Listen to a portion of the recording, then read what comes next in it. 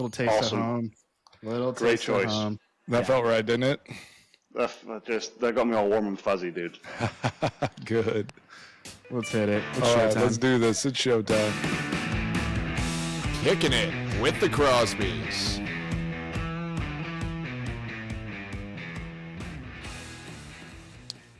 All right, welcome to Kicking It with the Crosbys. It's your host, Mason Crosby, along with my brother, Rees. Say what's up, Rees. What's up? All right, and we're felt weird. That joined felt real today. weird. That was weird. I don't know what you're That was doing a over there. Weird intro. I didn't know what to do. I panicked. Yeah, I got to put you on the spot there. I said, say your name, Rees. Hi, guys. Hey, everybody. It's me. Well, we digress. We are joined today with by Jamie Gillan. Is that how we say it? Gillan? How do we say it? Gillan. We took a take earlier, and I was just destroying it on purpose. But Mason's Scottish accent sounds like if Arnold Schwarzenegger visited Scotland. That's what it would sound like. yeah, I'll bring it out later. Pretty much it. I will bring this out later. So, we got a lot planned for this one. I played with Jamie last year at the Giants for 3 games, and I feel like he's like my Scottish soulmate. So excited to have him on the show. We just hit it off, and had a great time for those 3 weeks. I think we're going to discuss him being born in Scotland, what that kind of meant to him, his journey from rugby and his childhood there to moving to the States and getting introduced to American football and kind of all the pieces that came along with that. I mean, this guy played at Arkansas Pine Bluff, which is just kind of wild, and I've heard some stories about it, so I'm excited to have that as well. And then just some anecdotes on how strong this man is, and some of the things that have come along, and some of the funny stories about potentially we're going to check his status on his legality here in the country, and but. First off, I do want to hit on what I said there at the beginning is you being born in Scotland. I want you to just tell everybody about your story, kind of how your early childhood, what it looked like, what you thought about American football, and kind of what you were into as far as rugby or if you were into soccer and all those things, and just kind of lead us off with a little bit of your early life story. All right. Well, thanks for having me on the show. This is awesome. Heck yeah, buddy. Where you at? You in beautiful New Jersey? Beautiful New Jersey, the Garden State. Got a beautiful view of the highway. Yeah, perfect. And some parking lots. So that's right. New York Giants mini camp this week. Yep, coming up. The mandatory one. So we'll see some more faces. Graham Gano being one of them. He's gonna show up this week. Perfect. So it's good. Yeah, last week, and then I'm going to play a little golf this weekend with my buddy Frank around here, and then off I go back to Cleveland. Nice, man. Yeah, that's something else. I'd love to hit on too is just kind of your journey into the NFL, obviously, and what that looked like. Post-college, going to Cleveland, having a quick little stint there in Buffalo, and then ended up with the Giants. So, yeah, just tell us a little bit about what it was like being born, growing up in Scotland, and kind of what you were into, as a young kid, as a young lad, a wee lad. So my dad's Royal Air Force. He's still in the Royal Air Force. And it's funny, I actually wasn't born in Scotland, so that the secret's out. I was. Oh gosh! Wait, yes, I do remember this now because I think we made fun of you quite a bit about that, right? Like, then we kind of. I think there was a Casey was trashing you about and kind of calling you out that this whole Scottish Hammer thing might be a sham. But I'm a fraud, man. I'm a fucking fraud. Casey owns 2 square feet of land that I'm going to make sure I take a pee in when I see it. That's right. Oh my gosh, that's a great one to tell here in a sec about Casey buying a piece Lord of Kreiter. piece of Scotland, and then finding out that you were where were you born in? You were born in England, correct? Yeah, my dad happened to be stationed around there, so I was in Grantham in England. So brutal, I know. Born in England. Unbelievable. You think you know someone, and then they just turn out that you know nothing about them. Reese, do you know are there any English football league teams is this Grantham, England? It sounds made up. I don't even know if it's a real place. I think it's all. What'd you say? Where were you born? I don't believe anything Jamie's saying so far, to be honest. Like, so far, no credibility. I think Jamie might be a fake person. He might be one of those people. He's this is one AI of the right now. lizard people. We don't know who this is. I believe it. All right. All right. All right. So born in England. You're born in England, so you're a fraud. First off, I was going to do my Scottish hammer accent, but I'm not even sure I can because I'm not it's the English hammer or the the Maryland or Arkansas hammer. Who knows? Ooh. Where are you from? Who are you? Scottish fraud hammer, dude. Jeepers. The Scottish faux hammer. The faux hammer. Yes.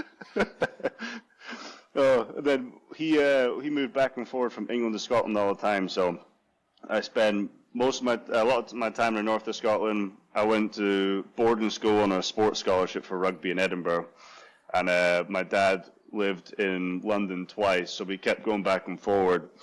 And so, to which I definitely preferred living in Scotland a lot more than I did living in England. So I'll say that, that's okay, good. That's the truth right there. Well, at least we have that. But grew up playing rugby. Every Saturday I'd go and watch my dad play rugby, and back home you play club sports until you really can't anymore. So my dad retired from rugby when he was 49. So that's awesome. It's just still plugging away, and but so I grew up watching him, and I just loved it. So I grew up playing rugby, and to be honest with you, everybody in the UK, which is definitely a big difference I see out here, is everybody here grows up throwing a football, throwing a baseball, but everybody back home grows up playing our football or soccer all the time. So you're always kicking a ball or doing something. So we played backyard soccer all the time at school. And then, I just love rugby though. So I played rugby all the time. Nice. Yeah. And, so is there a team there that you have in Scotland or your home country of England that you support and follow in the international football or soccer world? I used to follow Celtic because my granddad loves Celtic, and they're a pretty damn good ball club. For sure. In England, I didn't really have a team. I used to like watching Tottenham Hotspur because my best friend at the time in England was a huge Tottenham Hotspurs fan, but I couldn't tell you anybody that was on there. I'd just watch it with him, Oh, that's just good, supporting a buddy. I like that. Oh yeah. Well, so you grow up, you went to boarding school in Scotland, right, to play rugby? And yep. you did that through was that like middle of high school? And then did you move to the States, right? Your dad got transferred over here with the Royal Air Force, but probably were the first person I'd ever met that had a relation to somebody that was in the military for another country stationed over here in the U.S. And y'all moved to Maryland, and then you discovered American football, right? Yeah, and it doesn't happen a whole.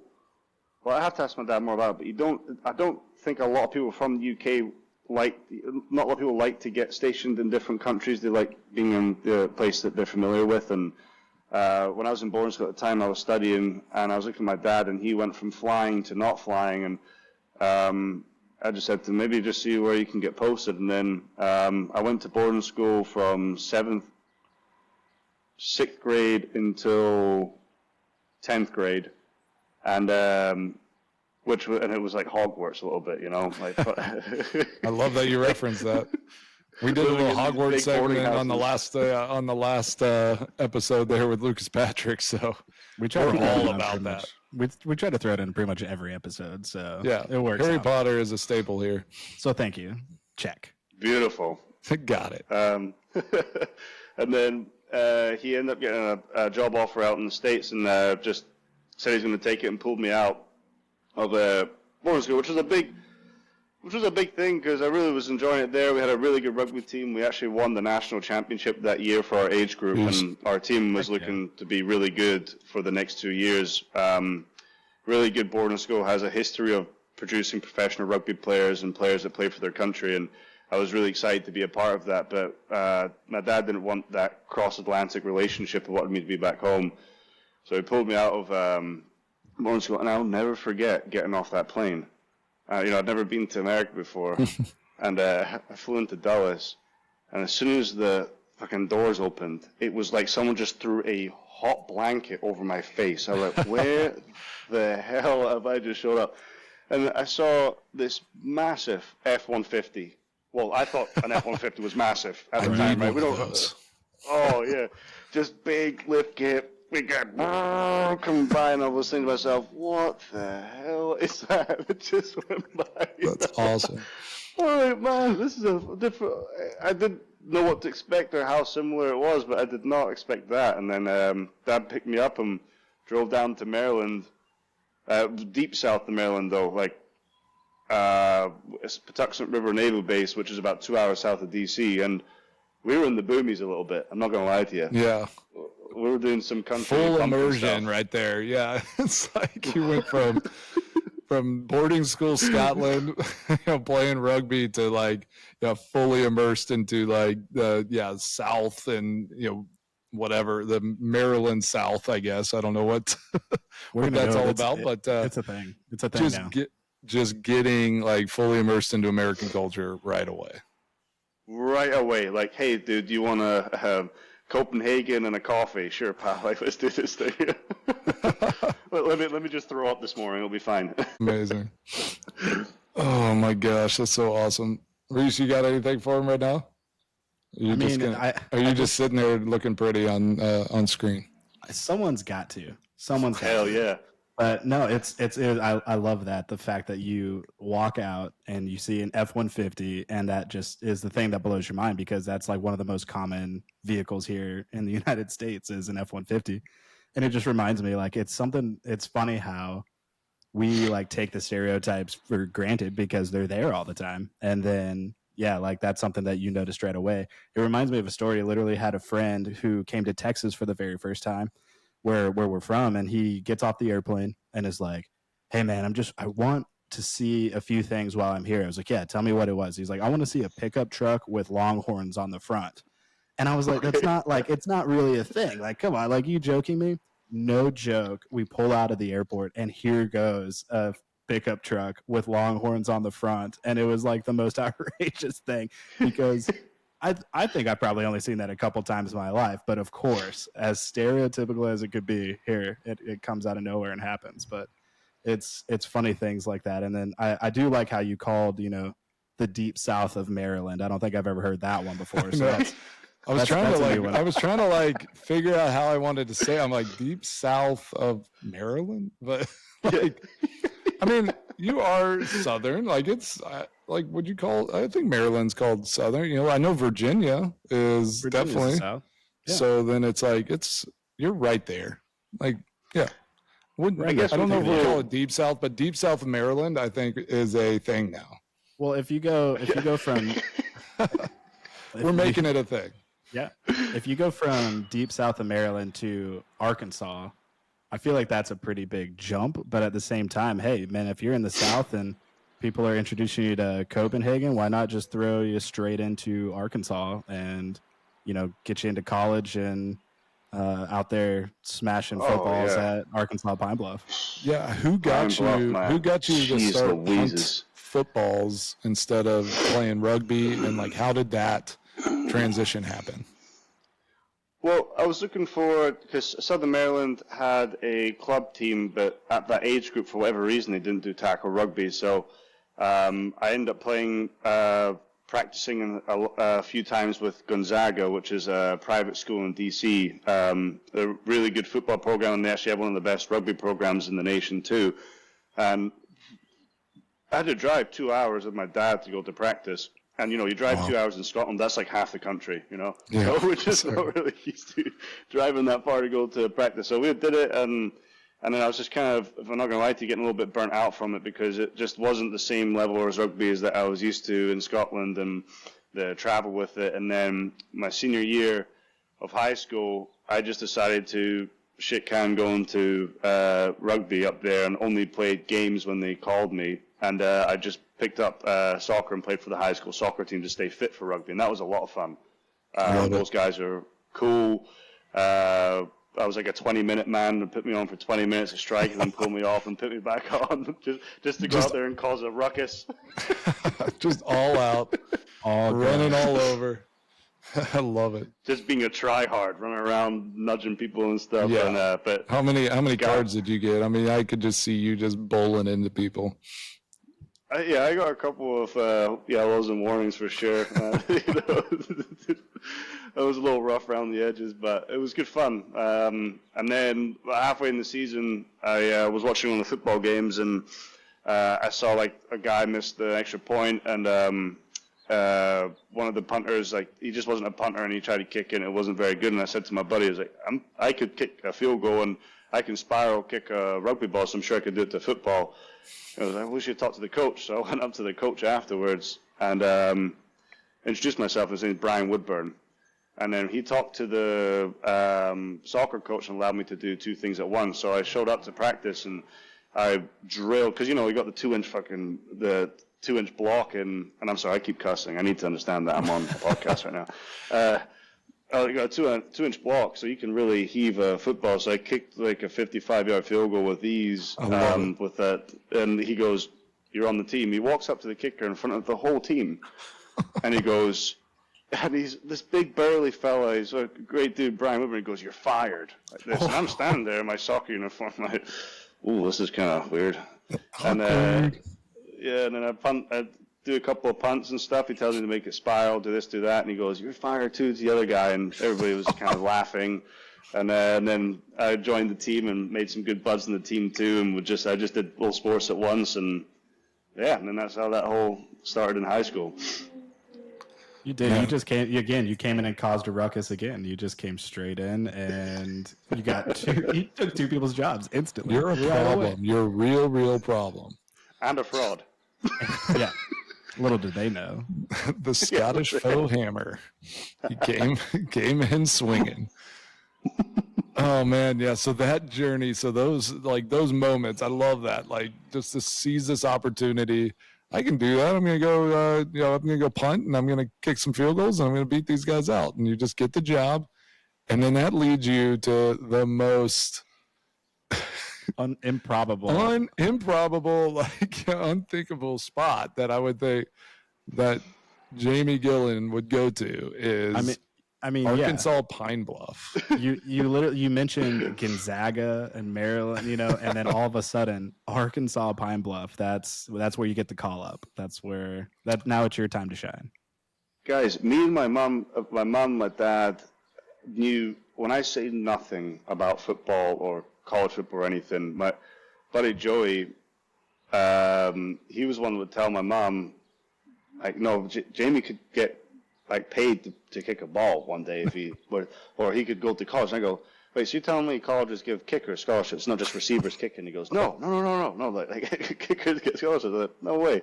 And okay, so we kind of messed around with it. I went to a couple of all-star games in Maryland, and then about 4 months later, I was out having a good time with some buds, and Jamie was not being a very good son and was kicked out of the house for a little bit. I was being not a good person. A little tough. Just causing another ruckus. That's all. That's what seems like you do is just cause a ruckus.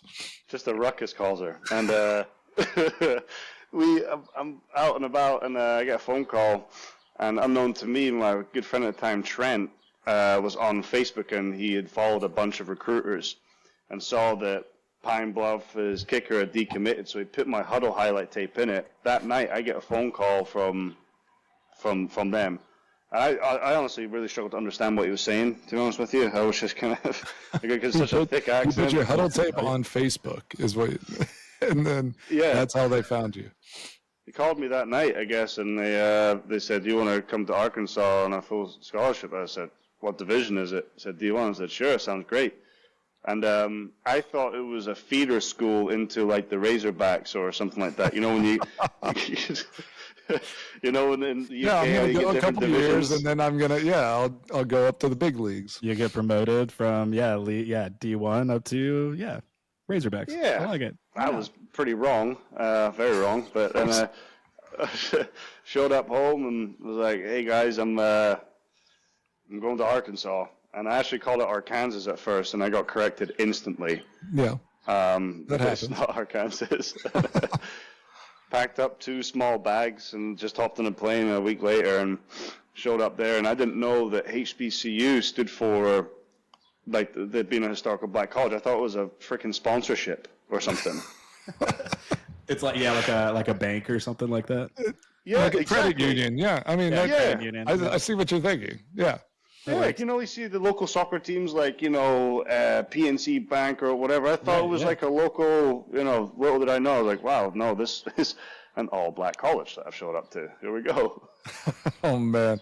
I know when you were telling me some of the stories about your first experience and some of the experiences you had going to school there, and then also some of like the real, you know, the unique and cool experiences of getting to be immersed in a different culture that you just dove right into. I love some of those, and if some of them are appropriate to tell, I'd love to hear some of your stories about your time there at Arkansas Pine Bluff. Yeah, it was showing up. So I had an iPhone 4 at the time. And typical Jamie Gillan fashion, I didn't really do any research. So I show up and I just remember you had like a Dollar General on the right or Family Dollar, and boom, here's university. And I was thinking, oof, not much going on here. And showed up to the zero research done, no idea what you're getting into. And just diving in head first. I love it. Where are you going? Arkansas playing D1 football. Yeah, for a school sponsored by a bank. And they're sponsored by some bank, HBCU. It's this should be a nice adventure. I mean, I'm guessing they have a lot of money backing if it's a bank, so we're good. Yeah, I was like, here we go. And then college sports, maybe it's changed in Scotland, but when I was growing up, wasn't really a huge thing. But I remember rolling up to the facility and thinking, oh, this is awesome. Like, they had a beautiful grass field, a big stadium. Well, for me, it was a big stadium because I'd never visited any other colleges. Right. Had our own weight room with our, like, logos on it and stuff. I'm thinking, man, this is awesome. We're going to have a good time. And then I showed up and realized there was like 3 white guys. I didn't really give a crap. And my buddy Keyshawn told me, yeah, you know what this is? I was like, no. He goes, this is a HBCU. I was like, well, what's that? He goes, it means you're going to be the only one here. And we were laughing. I was laughing my ass off, but I really still didn't really get it until school started. I was like, oh, yeah, you were not lying.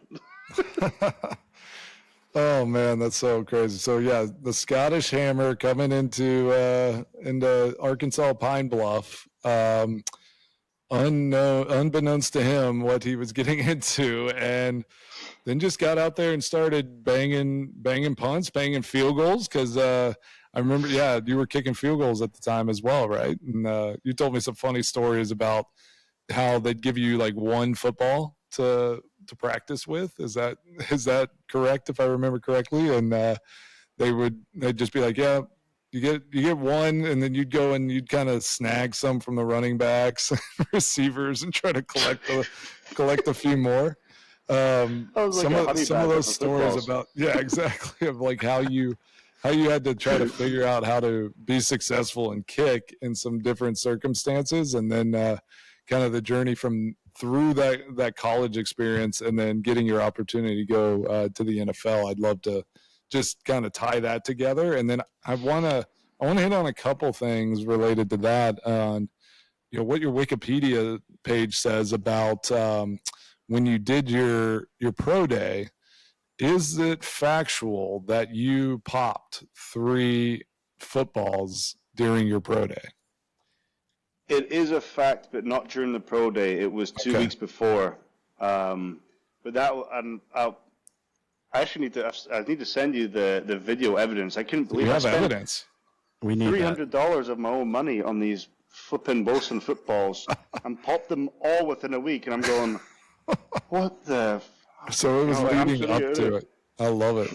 But that's probably your lore. I mean, I think it's all just part of like, who you are and the story of Jamie of, and growing. And then I remember when we were talking about the Scottish Hammer stuff. It's like, how did that stick? Why is that a thing? So how did the Scottish Hammer tag get put on you? So the coach that went, "You're fired," to the fella. His name's Brian Woodburn, and he made the huddle highlight tape for me. And that's what it was. He goes, "You're the Scottish," in my American, "You're the Scottish Hammer, bro." And I'm like, "All right, cool, bro. Yeah, let's do this thing." Did it have like in writing, like did it come up with cool red letters, I picture lightning bolts, it's like Thor's hammer and the Scottish flag, and there's lightning bolts. That's what I picture. That's what I picture too. I get hyped thinking about it. Just he's riding like a buffalo in and jumps off, kicks a ball, and is just like, "I'm the Scottish Hammer." Scottish Hammer. Am I gonna? No, do I it? wish it was like that. It was just no. No, I like this. Give him the intro. We need the intro. Okay, here's how I would intro with my Scottish accent. This is it. And you'll hear potential Arnold in here. All right, give us the intro for the huddle tape that introduces for the first time the Scottish Hammer. Straight from England. Sorry. I did not see that coming. The Scottish Hammer. It's like Arnold Schwarzenegger. I can't say hammer with a Scottish accent. Hammer. He's like, "Hammer, hammer."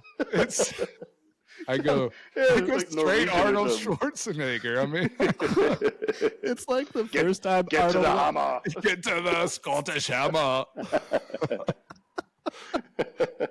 So I have a problem. It's so good. We visited Scotland together, and Mason kept trying to do it. He sounded more like Australian. I always went Australian, and now he's more Austrian, I guess. I'm moving closer. I'm getting closer, and I think my heritage might show out at some point. Oh my gosh, that Scottish heritage, but oh man, so. Whew, that was good. You just got to spend more time there. I do. We need to all go visit. We should go over there and play golf. I mean, I think that's our next adventure that's going to happen. Twist my arm. Jeez. So Reese is actually heading to Scotland this week. He's going to Ireland, Scotland, and down to your home country of England. Yeah, Jamie's home country of England. Yeah. If you have any spots he should visit, just let him know, because you're probably well versed in English countryside. I love how that's becoming the theme. It's no longer the Scottish Hammer. Instantly, you're from England only. And you probably never even been to Scotland. How do we introduce him as the English Hammer? It doesn't sound as good. It actually sounds like a little off. Yeah, Scottish Hammer sounds cool and tough. I can't do an English accent. Can you do an English accent? Do an English accent. No, do a Merseyside accent. The Scouse accent? Yeah, do a Scouse. Oh, Reese can do it. I gotta focus. Oh, I gotta get in. I put him on the spot, so I can't. I panic. yeah. But the English hammer just doesn't feel right. So No. I don't think that's gonna stick. But yeah, Reese is heading over there. He's gonna tour around for 2 weeks. 2 weeks. Yeah. Ireland, Northern Ireland, Scotland, and then down to London. So it's gonna be good. I'll be in Edinburgh for like 4 days. I'll be there when Scotland plays Switzerland in the Euros. So I'm excited about that. I literally I prolonged my trip a day so that I could be there whenever Scotland played Switzerland. So gosh, I can't imagine what that's going to be like. Like being in a pub or like just watching that with the Scottish fans. That's going to be unreal. Last time we were in Scotland golfing over there for my dad's 60th birthday, we watched England play.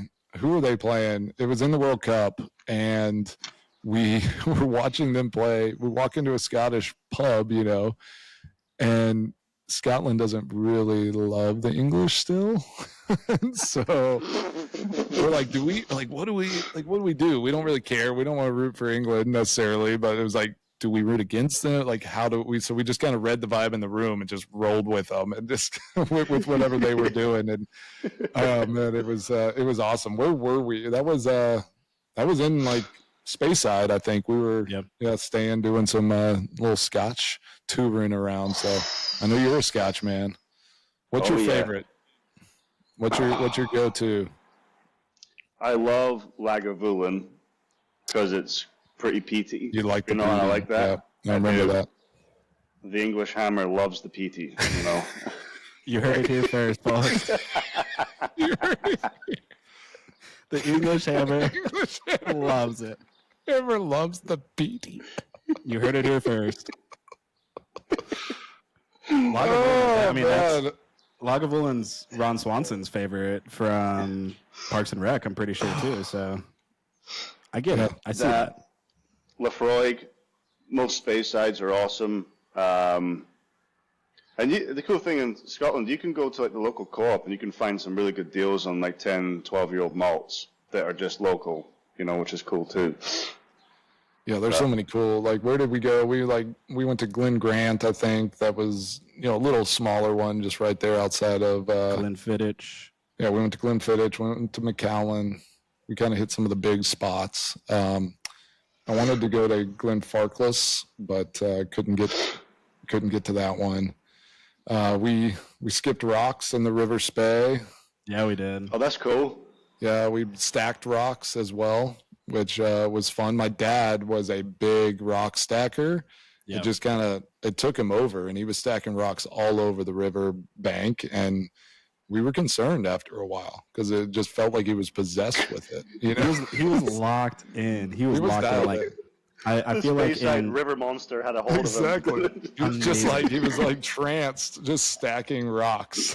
Like we're over here skipping rocks, having fun. He's silent behind us, just stacking as many rocks as possible. It was. How many Speyside drams did you have for? Yeah, I don't know. I think we don't remember, but that's.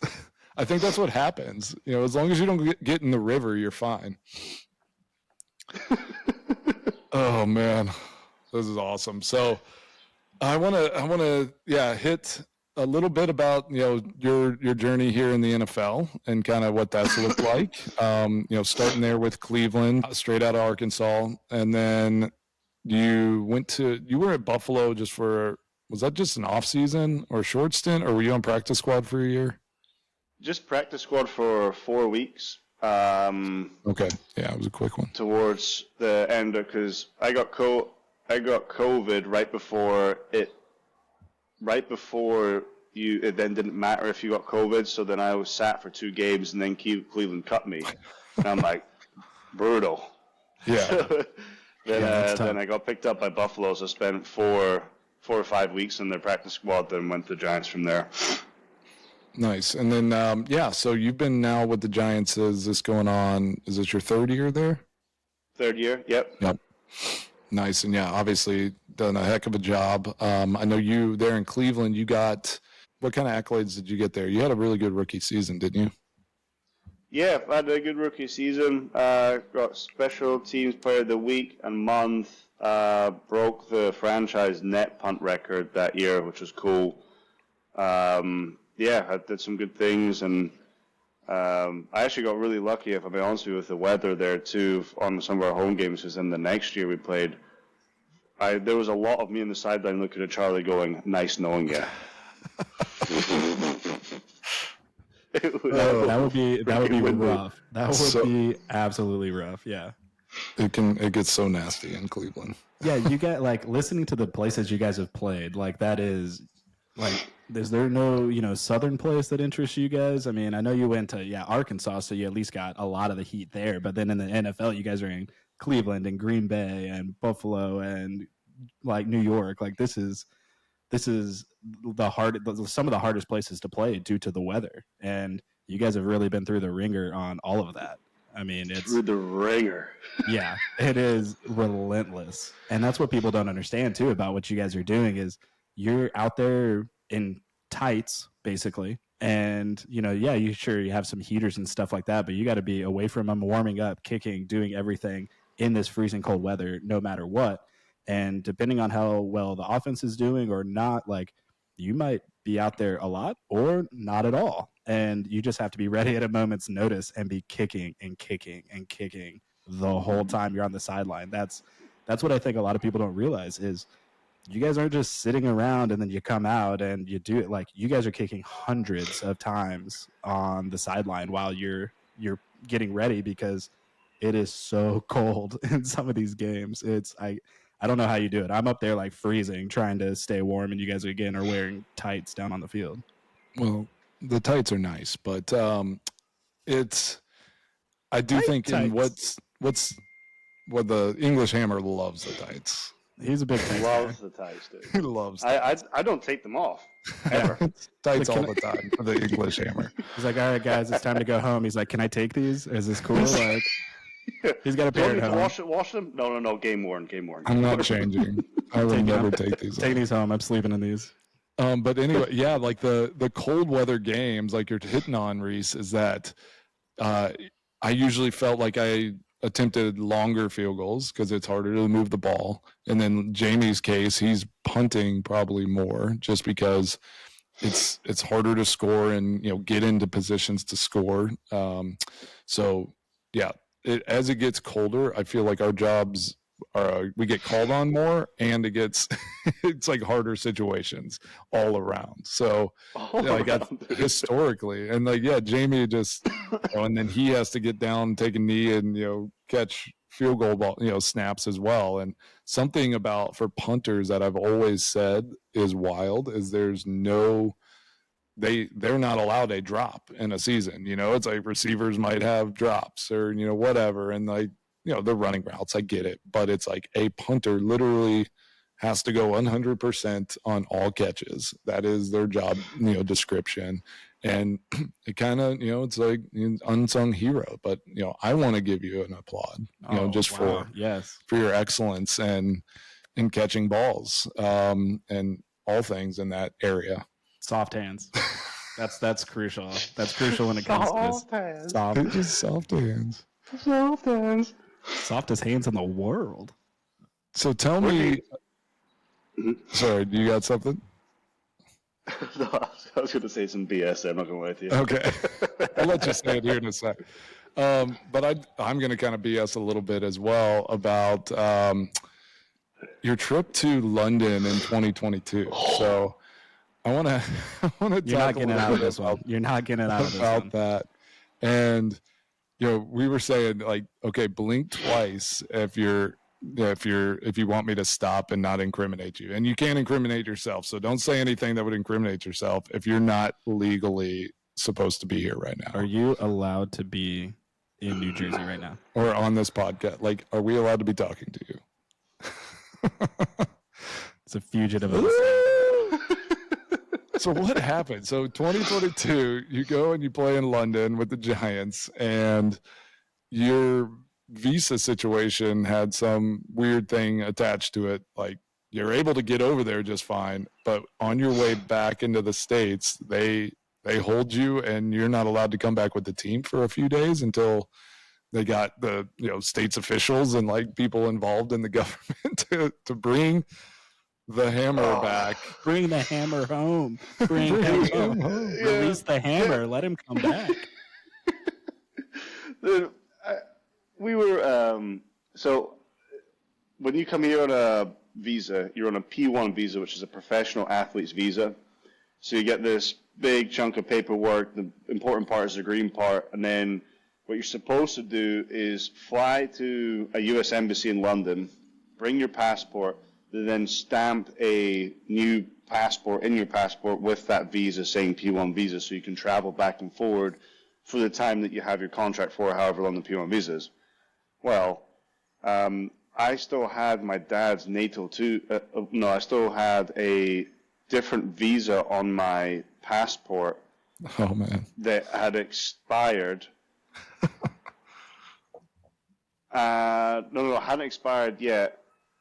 But I went and I hadn't traveled back to the country in ages, and I hadn't even used it, so I wasn't even thinking about it. But I saw it was the wrong one, so I go upstairs and I was like, "Hey guys, this is a real thing, by the way. I should probably go and I need to get this passport changed." And it was kind of a little process and stuff. And then I said to Casey and Graham, I was like, "This is no joke, by the way. This isn't just kind of a hee hee ha ha thing. Like my ass is gonna be stuck there. They're not gonna let you come back." Yeah. So one of the guys gets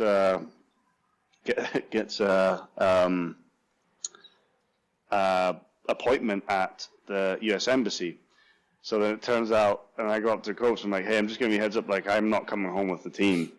And they're like, "What?" And I was like, "Yeah, I said this was going to happen. If we didn't get this done, like I've got to stay there." So we go up there, and it was like, "Oh man, I have to stay in London for 3 extra days and drink Guinness." I told you he was going to say that. I knew it. I told you.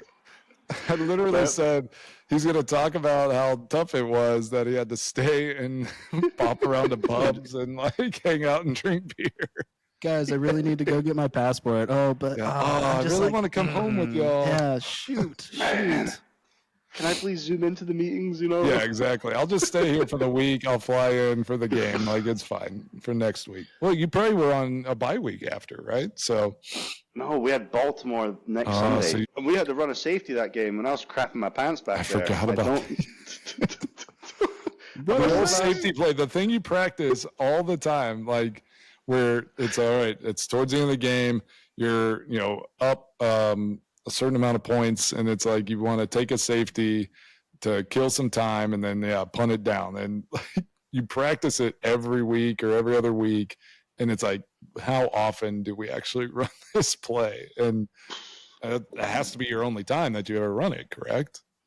Yeah, I was on the sideline. I looked at PP and like, "We're definitely going left."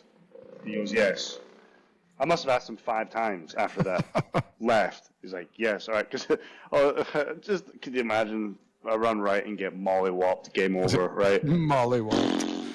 Right, we're going left. We ran it. We did it, and we won. And it was cool. And then I'm gathering up my stuff, and I had 2 suitcases, and 3 footballs just in case, I don't know what was going to happen just in case I had to punt. And I got to T-Mac, and T-Mac's getting ready for a shower. I'm like, "Hey, T-Mac, I'm heading out." He goes, "All right, yeah, good game." He goes, "Oh, crap. Oh, yeah, you're stuck." "Yeah, I'll see you in a few days." Like, "All right, holler at me, brother." "Okay."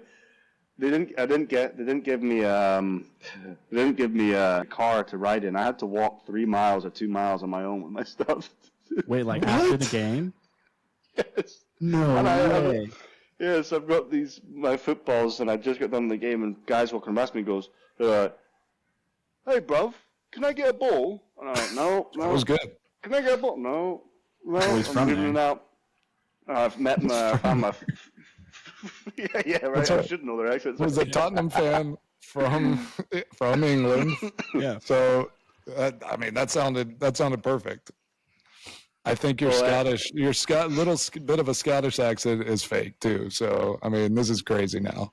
I really sound like this now. I'm fully bred American. Okay, and I'm trying to get my damn green card. all the times in Arkansas, it's the Southern accent too. That's the best part. So good. Oh man, that's amazing. Well, man. After a 3-mile walk in London, you must have been really mollywopped after that. Yeah. Oh gosh, dude. That's my new favorite word, by the way. Where did That's you my new favorite walk? word. That was 3 miles away. Like, where were you headed? Did you just kind of pick a spot and you took off, or like, did you know where you were going? You let the Guinness lead the way. You just feel Yes. It just tells you where the next one is. It's like tenants when we're in Scotland. Anytime you see a tenant sign, you go in right away. It does, because yeah. You know It kind of calls you. You know tenants, right? Is the Oh best. yeah, it's a good lager. Oh yeah, it is. But outside the stadium, because it was there's a lot of people, there was no taxis and stuff available, and so I walked to where my parents were, and they're at this one of the only places that was really going, and it was heaving, this pub, and I had still had all my stuff. I'm like, man, I gotta go somewhere else. So we ended up walking somewhere else, and that was about 1.5 miles, 2 miles away, and ended up walking some more. I'm thinking to myself, what am I doing? I am bloody starving. And I've only had like 2 Guinnesses. What am I doing? So I finally got to where we were going to do. I had some food, a couple more drinks, and back to the hotel room. And then I showed up to my appointment the next day. I had no idea what to expect. And I had a 9:30 a.m. appointment. I'm like, cool. All right, so I showed up there. And there's this gigantic line with must have been about 400 people outside this thing. I'm going, oh, no. So no special treatment for you, huh? It's just None. I wasn't sure though, because I had the 9:30 time. Like, oh, you had a time I slot, might be walking past these guys. Like, they gave it like 500 people in 9:30 time frame.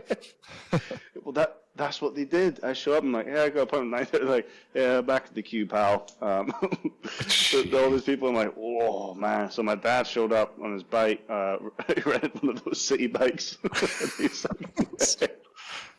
Shows up with a coffee and a sandwich. And well, thanks, Dad. And sitting there, I get up there, and I'm not going to get into this one, but they'd messed up my P1 paperwork at the beginning too, so it was a bit confusing.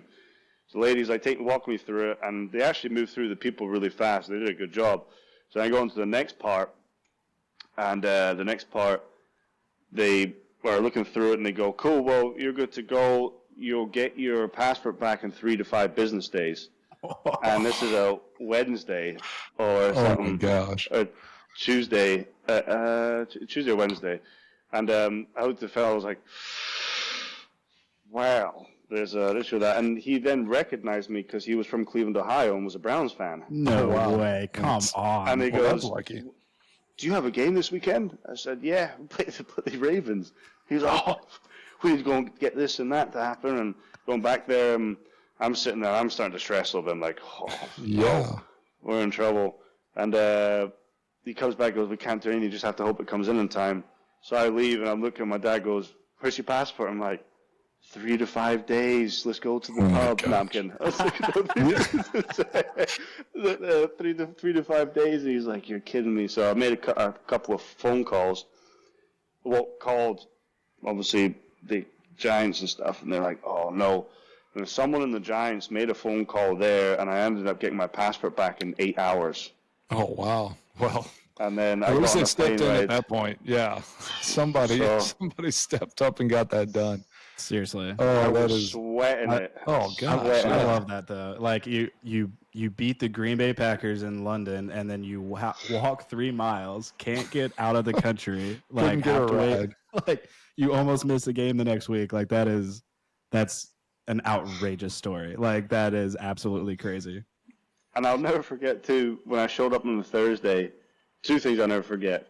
Graham and Casey were wearing free Jamie T-shirts. Oh, yes. Of course they were. I mean, that's all they were. Dying laughing. And then I was standing there, and I guess the news, like 2 days earlier, broke out that I was stuck in London, right? So then the media came up to me. Yeah. Let the hammer go. He is not the Scottish Hammer. Let him go. He's English Hammer. False identity. They going to jail for fraud. You're not the Scottish Hammer. We have your birth certificate right here. We know the Scottish Hammer. You're born in England. You can't be him. You can't be that guy. Some serial killer in Scotland. You don't want to be that guy. Right. And then one of the news people or stuff, asked me questions. One of them said, it was like, so something like, how do you think you're going to punt, or do you think you're going to punt well on Sunday? And I said to him, pal, I have no choice. I never know. I'm just going out there. Yeah. Okay, we're gonna see what we do, and we ended up it was a really good team game. We beat Baltimore, played well myself. Graham kicked well, Casey snapped well. It was a good game, but I was whooped. I will tell you what, though, when I got back on Thursday, I was like, "Whoa!" Talk about so what day did you get back? Did you get back Wednesday or Thursday?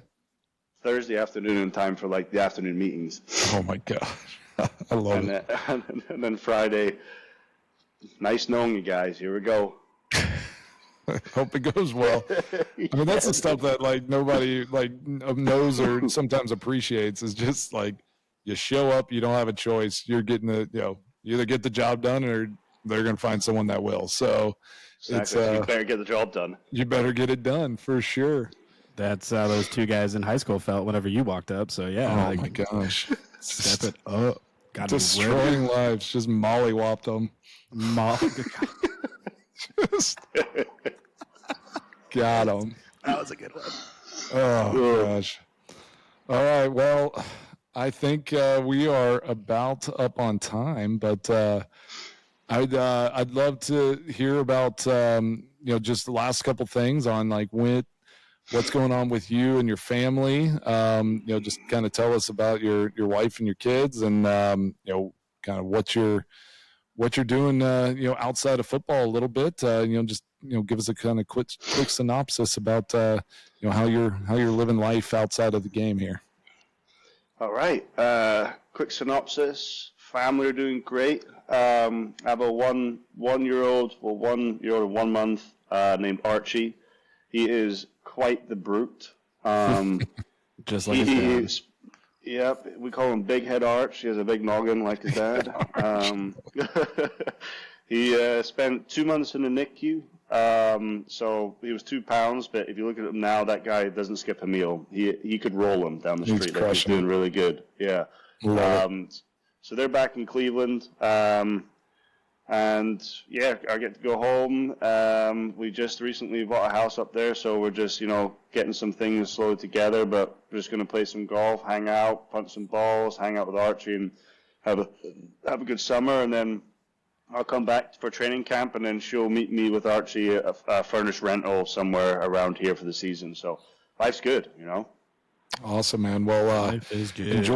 Enjoy the last week of mini camp and football here for the spring, and going into summer. And then, dude, good luck.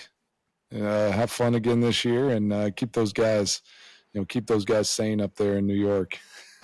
Oh, I will. Yeah. Thanks for having me on the show, guys. I've been listening to your guys' show with Casey sometimes and stuff. You guys are hilarious, so thanks for having me on. Well, I appreciate it, man. I think this is going to be a good one. So we're pumped to have you on, and I knew we'd have a lot of fun. So the Scottish Hammer is out. Fraud! Get to the chopper, Scottish Hammer. Oh, we're out. That was it. Love it. See you, bud. Kicking it with the Crosbys.